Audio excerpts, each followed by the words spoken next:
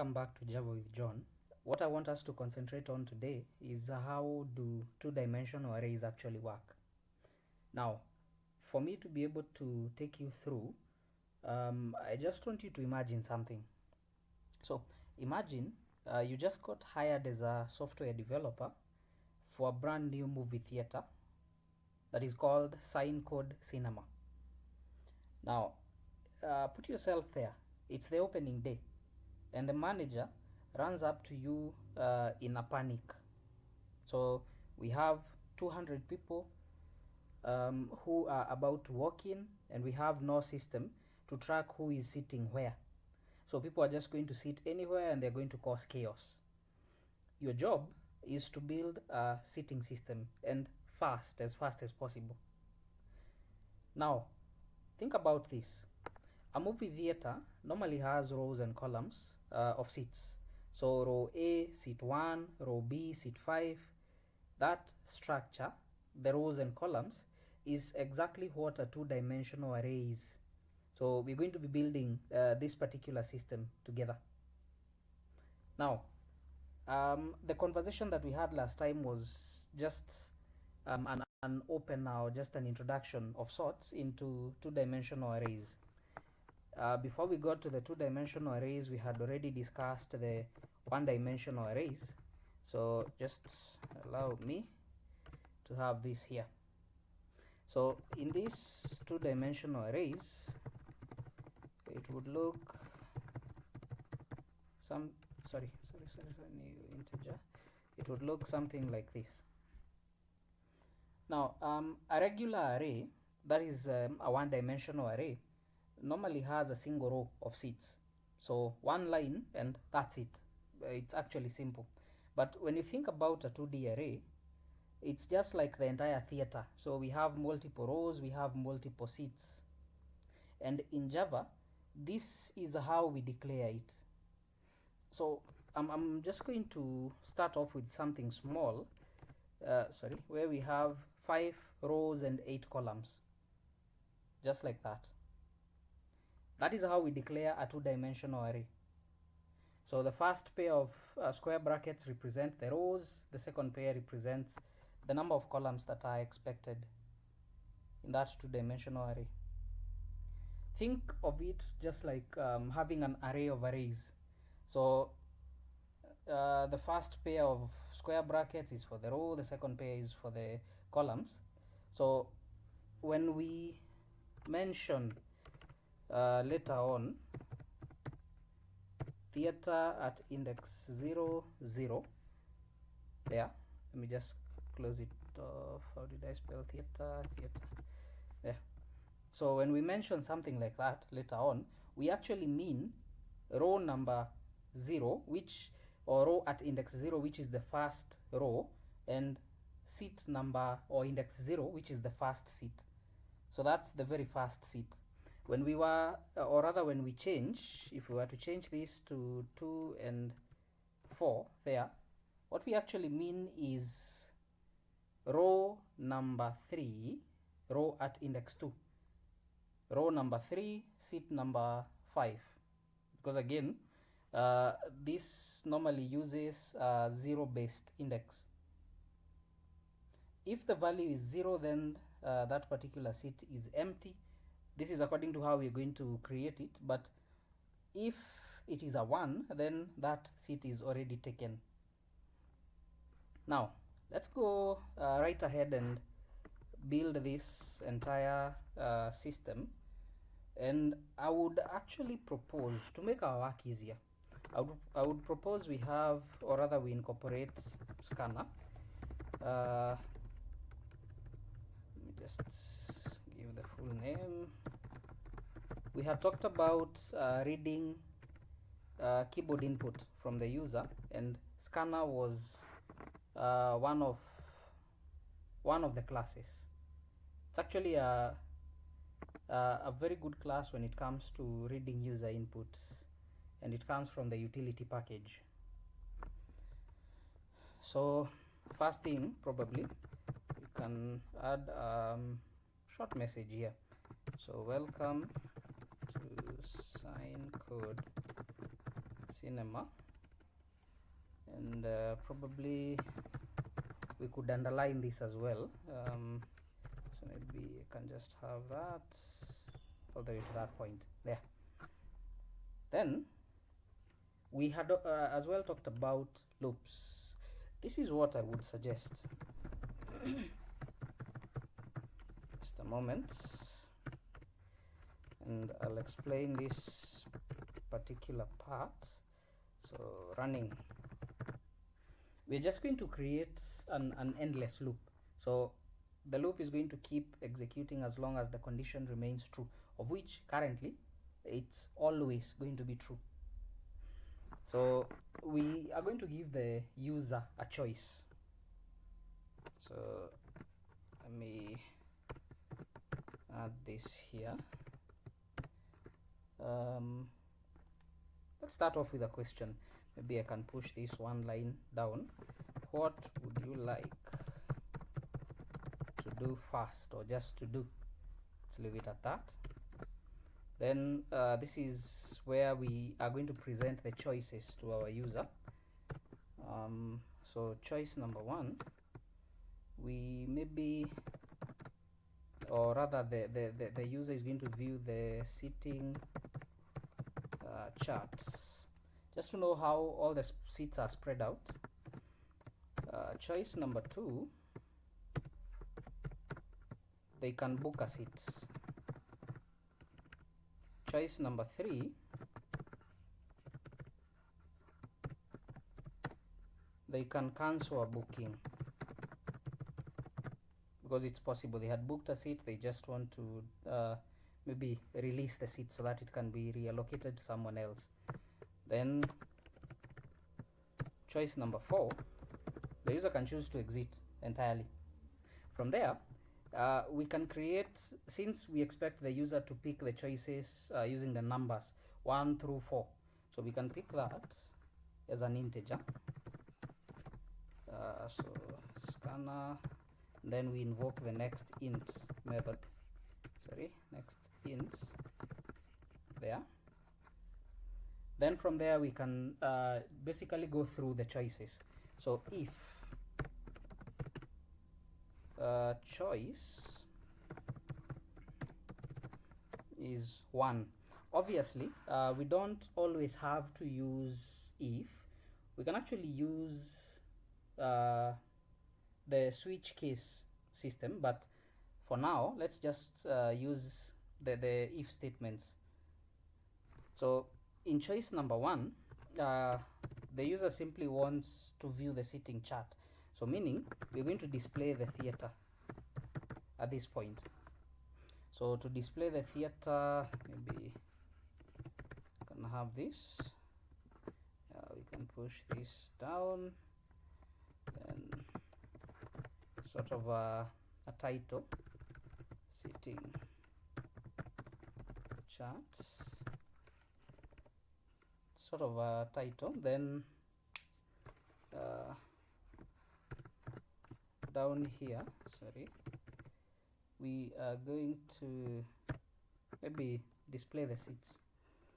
So we have 5 rows and 8 columns.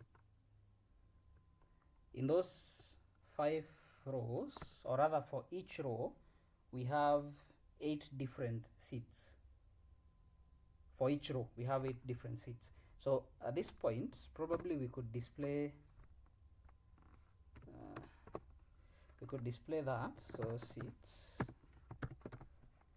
and then we can just list them. Let me just do away with the comma. 5, 6, 7, 8, just like that. Then at this point we are actually going to create a loop. Which one is easier? We can just do it in a nested for loop. It's easier to handle it that way. So in this for loop we normally say, okay, let me just do this. We normally say that the outer loop is going to be iterating through the rows, the inner loop is going to be iterating through the columns. So we can maybe just create a loop counter variable that is called row. Then we can check as long as row is less than theater dot length, then we update the value. So in the outer loop, we can actually just print out or display the seats, or rather the rows, not the seats, the rows. So in our rows, we are just going to display them on the same line. So I am using print instead of print ln. So at this point, we could maybe just indicate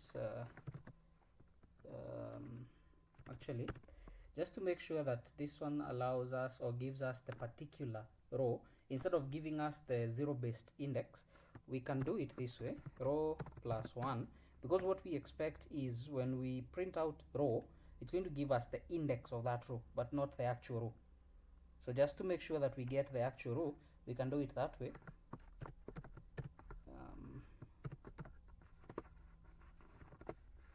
Okay, there. In the inner loop, this is what we're going to do. We're going to start the loop at 0. Actually, instead of using column, let me rename the loop counter variable to seat, because we actually know at this point it's the seats that we're going to be getting. So the first, or rather the starting point, then the condition, as long as seat is less than our array at index row dot length. Allow me to explain this point here. When we talk about our array at index row, what we're actually trying to inform JVM is that it should go through each row individually. At times, you might find an array that is irregular. It doesn't have the same number of rows and the same number of columns. Ours is okay. But what if row 1 had 2 columns, row 2 had 10 columns? In that particular scenario, it would be easier to just treat it like this. So each row is treated individually. Okay, so at this point, I can add another conditional block right here. So if theater, I remember we had talked about if the row is tagged 0, it means, the particular seat is tagged 0, it means that seat is empty. If that particular seat is tagged with a 1, it means it's currently occupied. So at index row seat there is equal to 0. Then at this point, we can print out, and actually let's use print as well, with a 0 there. We don't want to make any assumptions, so some of the seats might be taken, some of them might be empty. They might be waiting for an occupant. So in this other one is where we say maybe the particular seat is already taken. Let me use an X for that, just to make things easier. Then after that, we could maybe just have a print line to add an empty line after all our outputs there. Then after that, we could also display. We confirm where we currently are. This if ends there. So just before ending the if, because at this point is where we are going to be checking for the next condition. So just before ending that, we can display the sitting chart, because that is what we were looking for. So maybe I can start with a /n, push this to the next line, and let's see how are we going to tag this. We can start with 0 is equal to available, and then x is going to be taken. We can just tag it simply like that. This way, whoever is looking at the chart will get to know which seats are vacant. So if the choice is 2, what was number 2? Number 2 was book a seat. So at this point, this moviegoer wants to book a seat. So for that to happen, let's start with something simple. They get to choose where they're going to sit. Obviously the seats have different prices, but that will come later. So enter the row, and the rows are actually numbered 1 through 5. That is the first thing that we're going to ask for. Then we can pick that particular row that this person is going to have chosen. Scanner.nextInt. But allow me to add a twist. Remember, this is an array, and the array uses a 0-based index. So meaning, whatever number this person is going to type is the actual row and not the index. In our code, we have to be keen because what we are looking for is the index. So at this point, I will just add a -1 to be sure that we are looking for the index. Then in the other statement here, we're going to be asking them for their seat. So enter the seat number, again 1 through 8, because those are the number of seats we have in each row. Then we can be able to read this value. So scanner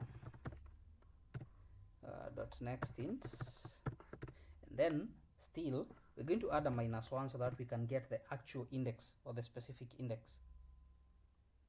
So let's have a conditional statement at this point here. If the row is less than 0, that is where we start, or the row is greater than or equal to our entire array, theater.length. Theater, I think I spelled theater like that, yes. Or seat is less than 0, or seat is greater than or equal to,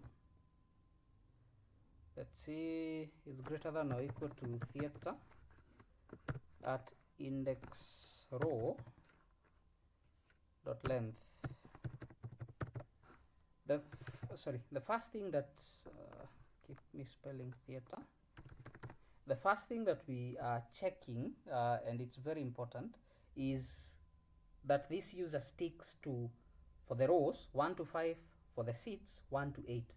So if they type a number that is not within that particular bracket, this is what the if is supposed to catch. So if they type something that is not between 1 to 5 for the row and 1 to 8 for the seat, so we can maybe give them something here: invalid seat, please try again. Yeah, then we can have an else if at this point here. So for this else if, we're going to be checking whether theater at index row seat there is equal to 1. So if it is equal to 1, it means that particular seat is already taken. Let's see. So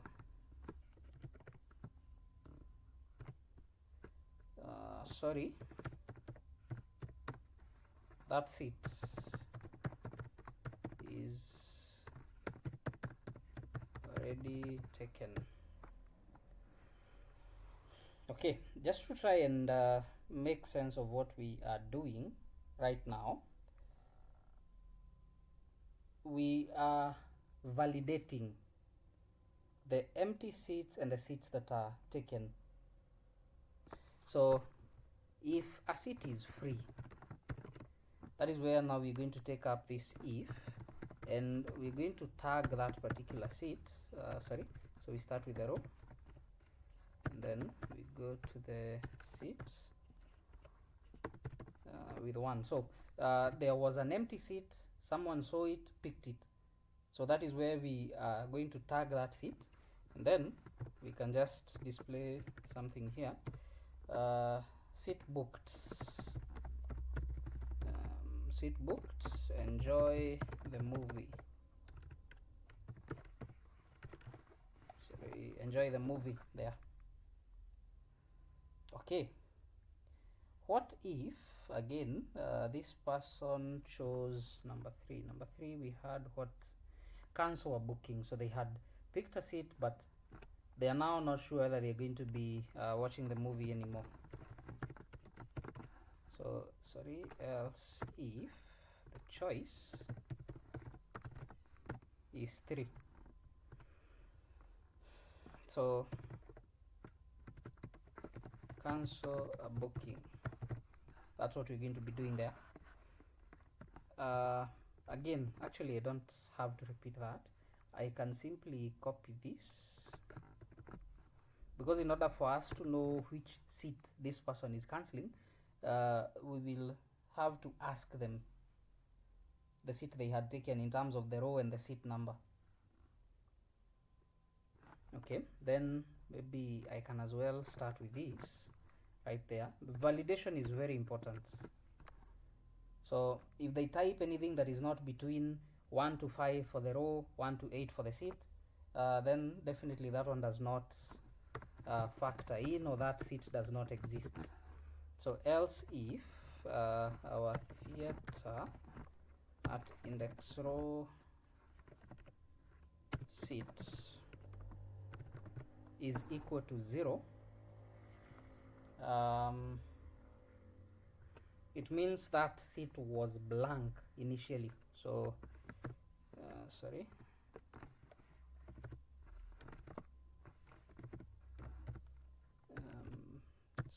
just a moment. So we say that seat was not booked initially.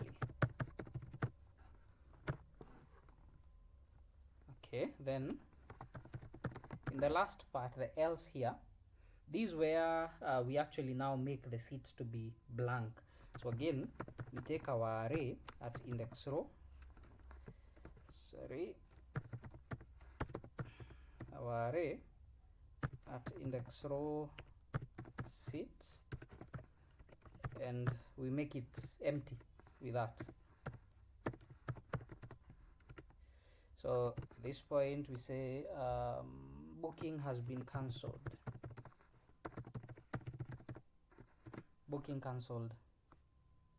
Finally, let me see where this ends. Finally is if this person actually chose 4. But let me do it this way. Number 4 is when the person chooses to just exit the system. So choice is equal to 4. So start with this.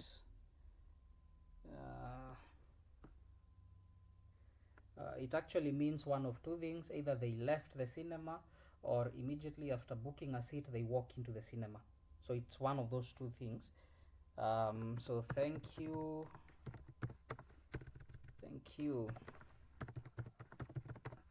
for using sign code cinema. Sorry, it's supposed to be sign code cinema. Let's assume they walked into the cinema. So enjoy the show.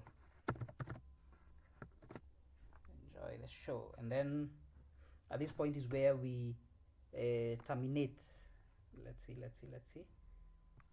It's where we cancel or terminate the loop, or we make the loop to just stop executing. So we simply take that loop variable, and then we negate since it was a boolean. From there, we also have to factor in, since the choices were limited to 1 all the way to 4, what if someone types a different number that is not between 1 to 4? So at that point, it's very important for the system to just give the user some feedback. So invalid option, try again. Then at this point we can close. Let me see where that one is. That one is in the loop. So outside the loop, we can close our scanner. After closing scanner, we can now go right ahead and test this sign code cinema. So let's test it and see what we actually get. So I'm just going to run it. Okay, so welcome to Sign Code Cinema. What would you like to do? Maybe let's view the seating chart first. So currently, if you look at this, all rows are empty. All seats, not all rows, sorry, all seats are empty, because 0 means available. There is no one who has booked a seat. So let's say we want to book a seat.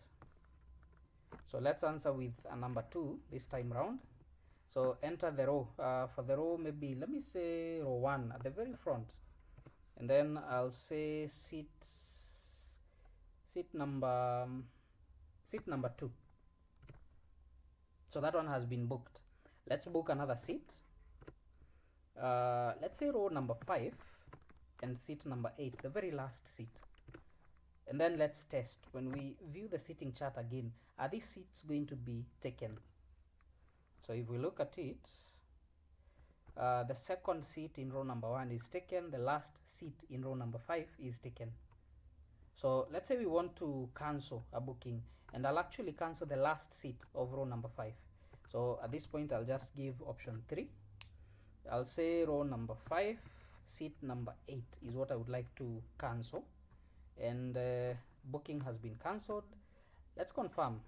When we type 1 to view the seating chart again, then I'll just scroll up, or I can just push this upwards a bit. The only seat that is currently booked is row 1, seat number 2. This one was released. Then we can exit, because there is no need for us to book any more seats. So thank you and enjoy the show. Now, from all that we have done, throughout the code, there is one thing probably that we have repeated a number of times. This bit here, the dot length. Dot length is supposed to give us the number of either rows or columns, depending on where we are. So the number of rows is 5. We are never supposed to hard code the 5, because good code adapts. The movie theater or the cinema might increase the number of rows, might increase the number of seats later on. So that means we would have to come back to the code and change the code again. This particular point here, I explained it at the beginning, but let me just repeat again. This is supposed to give us the number of seats in that specific row, simply.